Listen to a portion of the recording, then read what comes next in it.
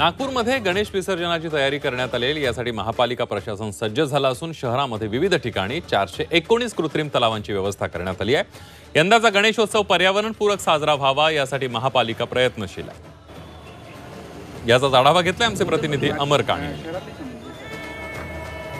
गणेश विसर्जनाच्या याने नागपुरात सुद्धा प्रशासन सज्ज झालेलं आहे आणि पर्यावरण गणेश विसर्जन व्हावं या दृष्टीने महापालिकेने विशेष असे पावलं उचललेले आहे। खास जर्मनीवरून कृत्रिम टँक आयात करण्यात आलेले आहे आणि नागपुरातील चिटणीस पार्क मधले हे दृश्य आहे। 12 असे आधुनिक असे कृत्रिम टँक आणण्यात आले आहे आणि ज्याच्यात पाणी काही तासानंतर बदलवता येईल अशी व्यवस्था आहे। पियुष अंबुलकर जी आपल्यासोबत आहे। पियुष जी, एकूण प्रशासनाने कशी व्यवस्था केलेली आहे? शहरात किती संपूर्ण कृत्रिम टँक बसवले आहे आणि यावेळेला काही वेगळ्या पद्धतीचे सुद्धा कृत्रिम टँक आणलेले? संपूर्ण शहरात तलावात विसर्जनाला बंदी असल्यामुळे शहरात 429 जागी कृत्रिम टँक बसवण्यात आला आहे, जिथे बाप्पांचं विसर्जन लोकांना करता येईल। संपूर्ण परिसरामध्ये अतिशय मंगलमय करण्यात आलं आहे। अगदी जेव्हा भक्तगण येतील तेव्हा भक्तिमय वातावरण राहील। इथे भक्ती संध्येचा कार्यक्रम सुद्धा ठेवण्यात आलेला आहे आणि अतिशय जय्यत अशी तयारी महानगरपालिकेने नागपुरात केलेली दिसून येते।